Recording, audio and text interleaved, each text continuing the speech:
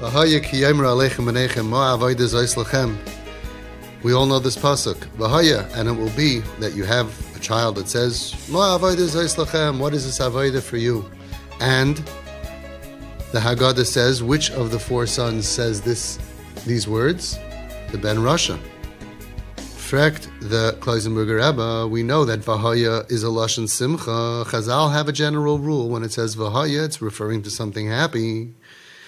So why would it say V'haya with happiness, Ki yoimru aleichem menechem, that your child is challenging you and telling you, Ma avodah zos lachem? What's the Simcha? Says the Kloisenberger Rebbe that it's very unfortunate if a person has a son who is challenging, a son of a rush, a son who's a rasha or acting bad, and he's challenging you. It's very, very sad. But if he's talking to you, Ki yoimru aleichem, it's already a reason to be happy. Torah says a lashon v'haya. As long as there's dialogue, there's hope.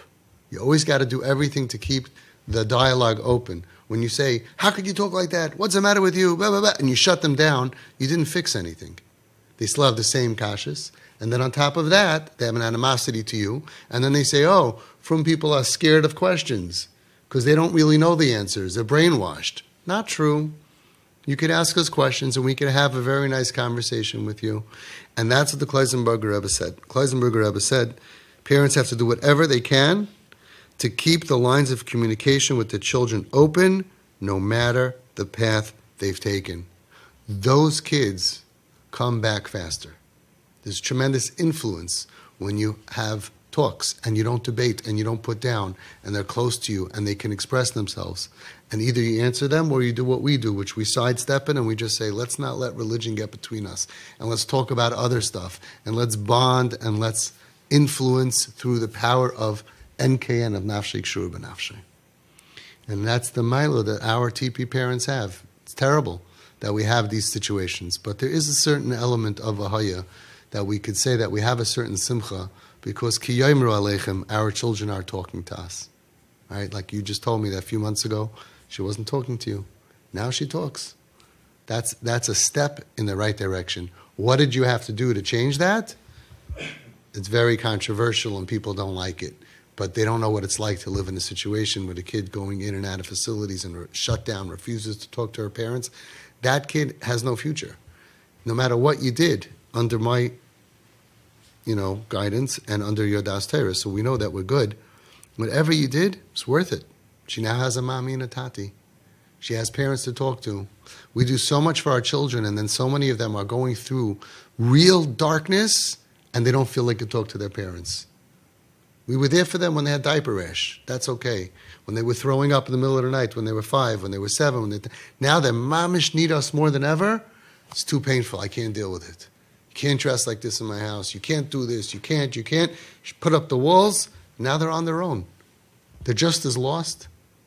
They have the same questions, but now they're much more lost because I don't have parents to guide me. I don't have parents to talk to because they can't handle my questions. They can't deal with me.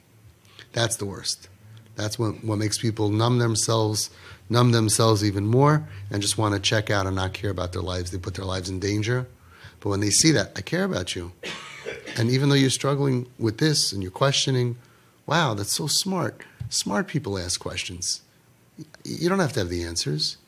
Say, wow, if you need someone, we'll try to find somebody. I find that the questions are never about the questions and it's never about the answers.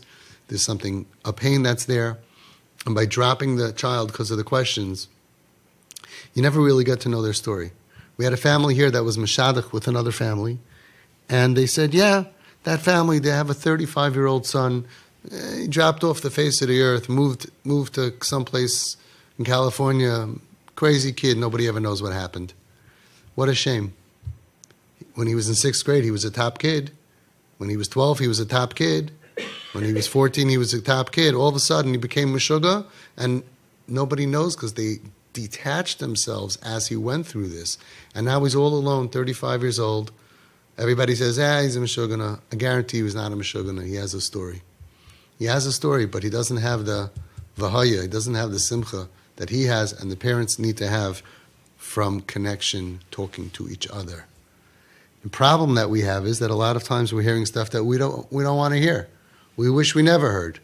We hear things we wish we never heard. We have kids who say, I think I'm gay, I think I'm this, I think I'm that, gender dysphoria, eating, all kinds of confusion.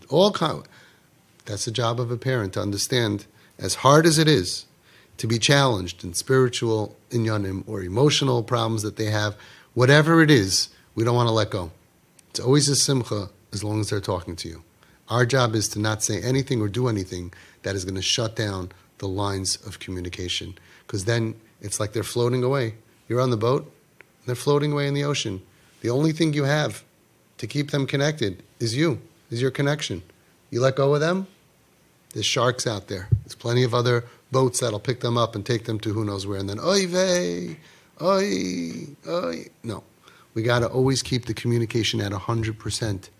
And if it hurts you about what they're talking about, say to yourself, Nebuch, my kid is struggling with this and this basic fundamental concept, basic emunah or basic life. We have kids who are struggling with, they don't know if they want to be a boy or a girl. It's very painful, but Rahman al-Islan of what your child is going through, but they should not go through it alone.